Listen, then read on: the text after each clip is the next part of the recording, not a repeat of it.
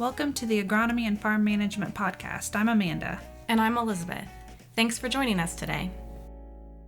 Hello, everyone, and welcome back to the Agronomy and Farm Management Podcast. It's that time again for another weather update. So we have Dr. Aaron Wilson here with us. Welcome, Aaron. Hello, ladies. It's always good to have you on, and what a ride it has been. Been quite a doozy of a summer weather-wise for sure, from severe weather, drought, hurricanes, sort of something new almost every week. Right? Yeah, all the above. I think that's the fun thing about having you on. And all the years we've brought you on as a guest to talk about the weather, I don't know that we've ever talked about the same season twice. No. Yeah. I just think what's going to happen next, but that's how it always is, right? Yeah, I mean, weather always impacts what we do in agriculture, and we have to be nimble and ready to respond to those changing conditions at all times. And I think we're constantly reminded of that. And certainly this summer was a constant reminder of what can happen, right, in a growing season. You were predicting summers were going to be warmer than average and more precipitation than average? Yeah, so early on, so a few things when we did the spring kind of review and summer outlook, we weren't really strong on the precipitation signals. It was leaning that we could be a little bit above average for the upcoming season, but we did caution that we had already started to see some short-term drought impacts, and that was the concern. And really the question we had was, how was that going to advance throughout the upcoming growing season? Regionally wide, we worked through a group called the Drought Early Warning System. And at the end of April, there was a status update that was provided that said, that even though we've had some short-term improvements in precip across the Midwest, there was still some long-term vulnerability, and that was based on soil conditions, or I should say soil deficits, extending back the last 18 months to 2 years. After 2018, 2019, really that onslaught and deluge of rainfall, it's been fairly dry, especially in our fall conditions over the last couple of years. And those longer term signals are what we were watching for. And certainly that was something that led to pretty rapid dry down conditions early on in southeast Ohio, and then eventually toward harvest time across northwest Ohio. I mean, we'll talk about this fall, but overall, it's been pretty impressive what these crops did, at least in my area. I know there's some really bad areas with such little rain. And we had almost perfect planting conditions for like a 7-day window in Madison County. And I think that those good conditions and getting that crop off to a good start has to have helped us somewhat in that way. Yeah, I think so. One of the things we talked about back in the spring were really the advancement in growing degree days. First of all, that was so different than last year with all the wildfire smoke around. Mm-hmm. The other thing is, most of the state, the planting conditions were great. Maybe not so much for northwest Ohio that was wet early on, but that led to a little bit more of resilience to the onset of drought in that part of the state, and still got through grain fill and pollination pretty well before it really started to dry out up there. So timing is everything. We do say that at every podcast, that timing is everything. And I would also argue that the fact that the drought really came on in summer versus years like 1988, where we got dry in March, and we're dry March through about July, that really impacted agricultural crops.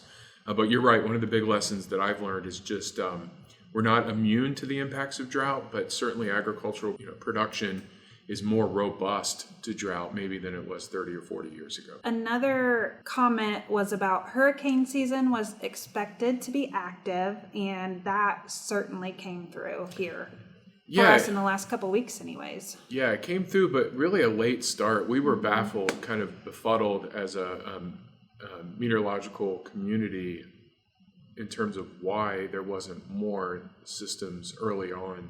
Say even as we got into August and even the peak time in September 10th being hurricane peak season, it wasn't until after that things really started to light up in the tropical Atlantic.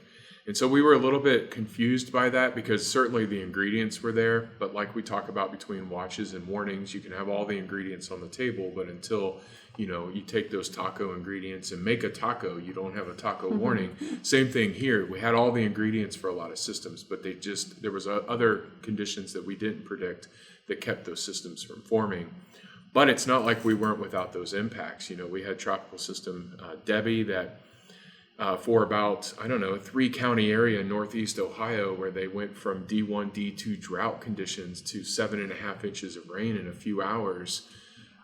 That was, quite something. And then, of course, with the remnants of Hurricane Helene on the 27th of September, that not only brought, really heavy rainfall to drought areas, but also wind that caused really compound issues for agriculture between, drought and then heavy rainfall on top of that. So we'll get into a little bit of that. And we're not quite done with the Atlantic hurricane season just yet. There's still some indications of more development out there. Hopefully nothing too serious. Nothing hopefully like Hurricane Helene was for a lot of the U.S., but we still need to be mindful as we move forward here in the next couple weeks. You typically have some markers on the record for us. Where'd we end up this summer? Yeah, so when we look back at the temperatures, certainly they were above average. June, July, August were all above average. June was the 15th warmest. If you remember, and what really set us off in terms of, hey, those drought conditions probably are going to start to come into play was right around mid-June when we had an extended period of highs above 90 degrees. I think about 9 or 10 days for many of us with really a lack of rainfall then, and we knew this was probably going to set in motion some of these dry conditions. And that's about the time that we decided in extension that we were going to get the drought rapid response team together the 1st of July as we saw those indicators coming together. So, it was a warmer than average year here again for all 3 months and really dry all 3 months as well, June, July, and August. So overall for the summer, it's actually our 7th driest June through August on record, going back to 1895. And that's competing with some of those 1930s, 1950s, and 60s years that had big droughts, historical droughts of record in Ohio. One of the interesting sort of markers for me was even looking at John Glenn International Airport in Columbus. Before Helene, so all the way up through September 26th, we were still 2.64 inches ahead of being the driest June through September on record, which was 1959 for that location. Columbus picked up 2.29 inches of rain out of Helene, so we were still 3/500ths above or drier than the 1959 4-month record. And so this dry season, really for Central Ohio, South Central Ohio, and Southeast Ohio, this is one of the historical droughts of record. Maybe not so much for Western or Northwest. You could argue that there were bigger impacts in 2012 agriculturally in those areas, but many of us it was quite a doozy of a drought this year for sure. Yeah, I think when the severity of it really struck me was on a meeting with you during the summer, Aaron, where you mentioned that the Hocking River was at its lowest point since the 30s. Yeah. And in my mind, when you think about the 30s, that's what you learned about in high school, Yeah. the Dust Bowl, real drought, which that was really the first that it registered in my mind how severe it was, especially in that part of the state. Yeah, and we often think of, I think it's important to think, some of our big cities, Columbus, Dayton, Cincinnati, Cleveland, Toledo, avoided maybe the worst of the drought conditions. But there were, at one point, close to 4 million people in drought, and very critically so in places like Athens, Morgan, Guernsey, Noble County, where we saw D4 exceptional drought this year. And the impacts on the water supplies and the stories that we heard, I think were, really palpable, right? I mean, dry springs, springs not running for the first time since 1988. Thousands of gallons of water per day having to be hauled in just to water, keep livestock alive, and lack of food because, pastures not growing. There are a lot of impacts, obviously, across Southeast Ohio. And even though we think of it as a less populated area, we can't forget, there are a lot of people there, livelihoods there.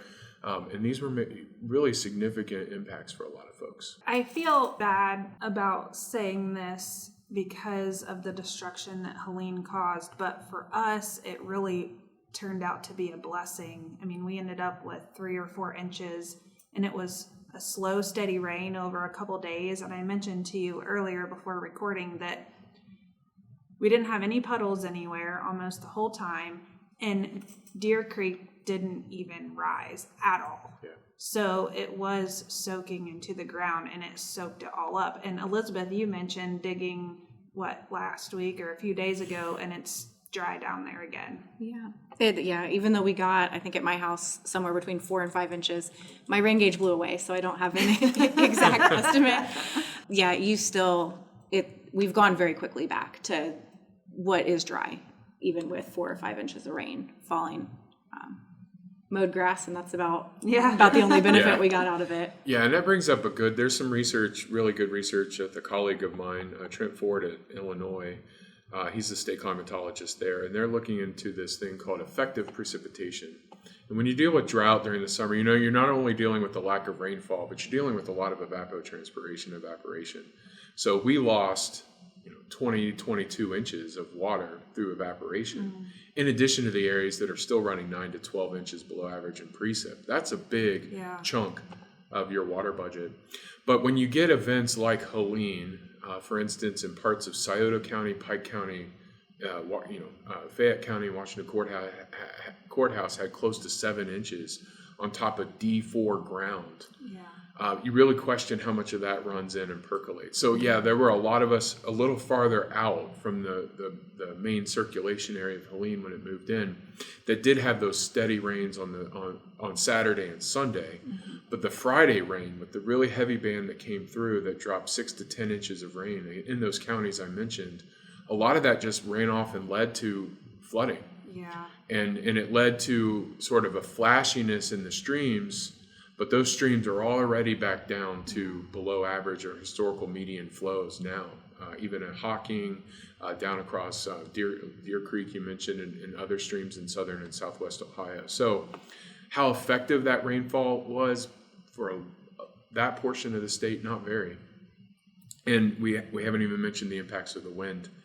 Coming on the heels of soybean or corn with very dry conditions, and we can question or think about corn stalk quality, blowing a lot of that corn down, and just the fact that harvest of some of the soybeans was taking place at 6% moisture, tiny soybeans, and then we've got evidence now where add a little bit of rain, you get a lot of shatter sprouting in the fields. You've got cover crop soybeans out there, here in October where you've had a huge loss, and it's compound effects of drought within the heavy rain to follow that as well. Maybe it was the Sunday before Helene hit, we had really low humidity in Ohio. It was insane. And the soybeans were just popping out of the pods without any combine running, just on their own. It's that's crazy level of dryness. The relative humidity there was 15 to 20%, which was really low. And we typically see lower relative humidities in October. That's why we always have daily burn bans between 6A and 6P during the months of October and November here in Ohio. But that was extremely, extremely low. And certainly it was the talk at Farm Science Review, when we met out there. We thought that we were going to be talking about the severe weather of the season, right? That was going to be the talk of Farm Science Review back when we were planning in spring and early summer. We're sitting at 73 tornadoes for the year, which is 10 more than the record that occurred in 1992, and it's 53 more than normal for a given season. Nope. We talked a little bit about severe weather, but it was all about the drought, certainly at Farm Science Review. So the repercussions are huge. And we're going to continue to assess what the economic impact is following this. We won't have those numbers for a while, but we know that it's going to rank up there historically, I think, for Ohio. Yeah, I think where it's really hurt us in the field is in crop quality. And I'd never heard of or seen myself soybean moistures as low as what we were hearing and seeing clear at Farm Science Review. Normally, I know beans are still pretty green that time of year, and to hear 4 or 5% moisture in soybeans and then see that is crazy. Then getting that rain and re-wetting it, the quality of those soybeans that was already a little questionable with seed size deteriorated very quickly. Seeing moldy beans, sprouting beans, now hearing really high numbers of damage coming into elevators. So that's really created a challenge. And think most guys have been focused on getting those beans in. I think we're going to see a similar story with corn once we start picking some of this corn up off the ground, stuff that had really good quality in September the last time we were in those fields. Hopefully we're wrong, but might not have the quality that we were looking for, because we did have a lot of corn go down, at least in my part of the state with Helene. And it's bad timing from a farming economics perspective, right? I mean, much of the Midwest and the Western Corn Belt and areas did really well this year. And so when you think about prices and just that farm budget, it's kind of, obviously an additional stress level for our farmers out there in Ohio this year. Yeah, there's no worse scenario than low prices, low yields, and poor quality. So I know as I'm doing winter planning, I'm like developing this program called How to Lose Less. Not how to lose, but how do you stop the bleed with some of this? But that's for our farm management colleagues on one of their podcasts, right, to figure out. What does it look like, Aaron, as far as recovering from this drought? What are you seeing into the future? Yeah, so we're, kind of current status here as we get to the end of October. Obviously, we've cooled down quite a bit. Most of us saw, frost and freeze, even hard freeze conditions. A lot of us saw that in last week or even the week before. We actually had a few locations in Northeast Ohio hit a frost and freeze conditions in like the third week of September.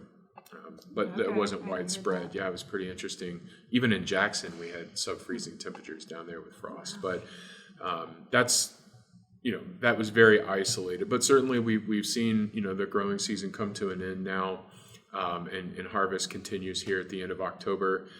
Currently we're still sitting pretty dry across much of the state, several inches below average over the last 6 months across Northwest Ohio. I don't know if I mentioned already, but Southeast Ohio was earlier in the season. By the time we got to harvest season, drought was coming on strong in Northwest Ohio, where we had field fires, numerous field fires and issues before Helene and Southeast. During harvest season, Williams, Fulton, Lucas County, Henry County had a lot of field fires and low soybean moisture values for harvest with D3 or extreme drought up there. So overall, we're looking at some of those areas, a widespread area of needing at least 3 to 6 inches to be out of what we call meteorological drought, or out of, to recover those precip deficits over the last 6 months. Areas of Southeast Ohio, Morgan, Guernsey County, Noble County, we need 9 to 12 inches of rain just to recover the precipitation deficit. And as temperatures cool, and we have seen a little bit of rain, you get dew, grass, you mentioned grass, pastures are greening up. Even in those D4, D3 areas, they're greening up. Might not see a lot of growth. Those that got, wheat in, we've seen some of that emerge. We were kidding around about the soybean cover crop. This emerging because of the moisture that was available. But overall, we still need quite a bit of rainfall. And to get long-term drought, we need, average to above average, a little bit above average precipitation, no intense stuff, but above average precipitation for several weeks. We need a big pattern change where we become more active. We get 2 or 3 systems coming in here per week that can drop that rainfall and help recharge that soil during winter, which is typically what happens. We get some soil recharge, moisture recharge in the wintertime. But we really need that to happen this year as we move into our wintertime. We've seen a few cold fronts with some light rain, middle and late October. We've seen some short-term signals kind of suggesting maybe a little bit more activity as we head into November. So overall, we do see slow drought improvement, but nothing major in terms of recovering. I mean, huge amount of water, 12 inches in some places. Yeah, that seems insane considering some of the winters we've had recently that have been maybe a little bit drier too. Yeah, exactly. Yeah. Well, unpopular opinion among everyone except probably the 3 of us. Can we get like a 2 or 3 foot blizzard this winter? Wouldn't that be nice? Now remember, snow, that's still beneficial water when it melts, right? And so the 3 of us would love to be snowed in for a weekend, I'm sure. We talked about this on the podcast before. La Nina this year, although she's looking a little bit more sickly as we've gone in as a way of looking at it. And I say that in kind of tongue-in-cheek way, because with La Nina, typically it brings a wetter than average winter to the Ohio Valley. The signals aren't very strong, and I think some of the official forecasts from places like the Climate Prediction Center have backed off on this idea of seeing a stronger signal toward above average precip. Now, even a weak La Nina typically will bring a little bit of elevated activity through the region. And so I guess the best we would say right now is expect a winter that's close or maybe slightly above average in terms of precip. There is an opportunity with an active system that if you time it right and phase in what we call phase in the cold air at the same time, you can get some pretty big snowfalls in La Nina years. The problem is temperatures often fluctuate quite a bit. So you can see big warm up, big cool down, big warm up. So highly variable temperatures. That means what snow you get doesn't stick around a lot. And we've also seen some pretty decent ice storms during La Nina conditions as well. And we certainly don't want to see that. You know, not only has the ag side of things been stressed, but our trees are stressed right now. And we're likely to see impacts on lawns and landscapes and trees even next year. And if you think about like Christmas trees, we'll be seeing impacts from this drought 7 to 10 years from now. You know, we've got colleagues and former colleagues that lost all, 600, 650 tree seedlings there in south central Ohio. So Christmas tree seedlings. So that's what we're looking at. Snow's not likely to stick around, I think, over the long term, but we'll have bouts of cold air. And we'll take any snow we get. But of course, these couple feet of snow would be nice. Just don't believe any of those 55-inch snowfall forecasts that you'll see this on social media this upcoming winter. Yeah, I've learned to just ignore any snowfall predictions, so then if it happens, I'm excited rather than disappointed. Yeah. Well, and hopefully collectively, all the farmers in Ohio will be wishing for soil moisture so they can help wish in some snow with us. That's right. Let's do that. Okay, so you mentioned the drought response. What's that website for folks? Yeah, so folks can go to go.osu.edu/Ohio_drought. That will take you to the page that has a lot of resources, still ongoing, overview of conditions, U.S. Drought Monitor conditions, observer reports that citizens can make in their own backyard about drought impacts. The one thing that we provided 2 in-services. For a lot of us in Extension, we have a lot of educators and specialists that had never experienced drought to these levels. So one of the things that we did was try to provide information both in an agronomic systems sense, but also lawns and landscapes. So we're going to, I think, make obviously some of that resource available. There's also collaborations with Department of Agriculture, Hay Resource Directory that's there, working with them in the Division of Soil and Water Conservation. A lot of information even for non-agricultural interests at climate.osu.edu, how to prepare for drought. So over the long term, kind of building resilience that we've talked about before. It's never a great time to talk about that when you're in an operation mode, but there is that information that's there. And folks can also sign up for monthly and climate quarterly summaries. Interesting to note, one of the key areas of sort of climate data stewardship is in Asheville, North Carolina. The National Centers for Environmental Information suffered quite a loss in Asheville with Hurricane Helene.